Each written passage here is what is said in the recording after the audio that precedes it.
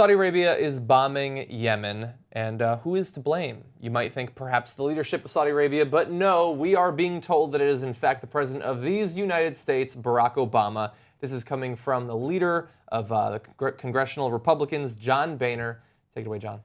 Reports that Saudi Arabia has launched airstrikes against Yemen. There seems to be a proxy war developing in the Middle East between Iran and Shiites, and Saudi Arabia now and Sunnis. How concerned are you, and what role should the U.S. play in this ongoing conflict? The world is starving for American leadership. But America has an anti-war president. Okay, that's awesome. We do? Yeah. He did win a peace prize. We're in a lot of wars right now, considering how anti-war he is. Yeah. So we've done bombings in Pakistan, Yemen, Syria, Iraq, Afghanistan, Libya. And most certainly Libya. Okay.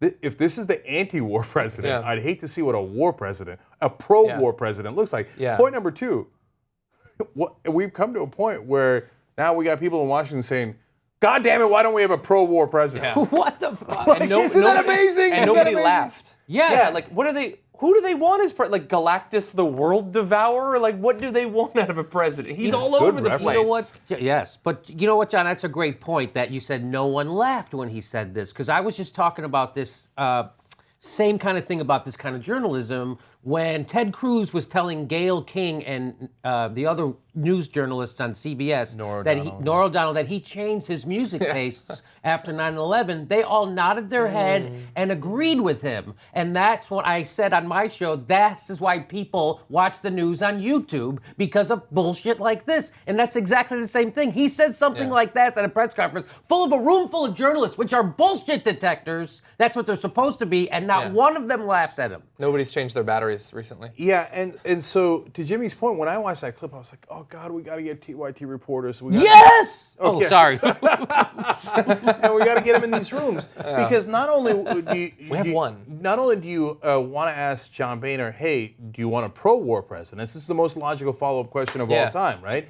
But furthermore, I would then ask him, okay, now you're blaming President Obama for the actions he's taking in Yemen or the actions he's not taking.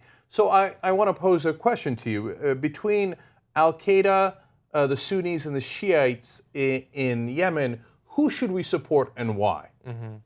Good night, Irene. Yes. Good ones. He has no chance of answering that question. So you're going to get a lot of blah, blah, blah, blah. And what that exposes is you don't even know, you didn't hear the question, you don't care about the question. All you want to do is say, Obama's wrong. I don't have an answer. I don't know what the answer is. The answer's really hard, but Obama's wrong and out for war. Yeah. Okay, who do you want to bomb?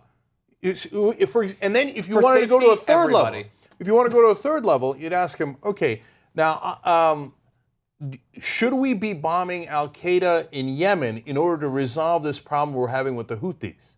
And he would probably say, yeah, of course, bomb Al-Qaeda. Then you could ask him, but wait a minute, Al-Qaeda is on the opposite side as the Houthis. And then watch a real...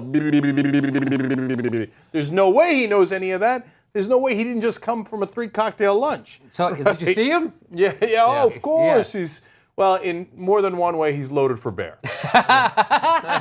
Hey, can I do my John Boehner impression? You asked me, hey, Speaker Boehner, do you agree with President Obama's action in Yemen?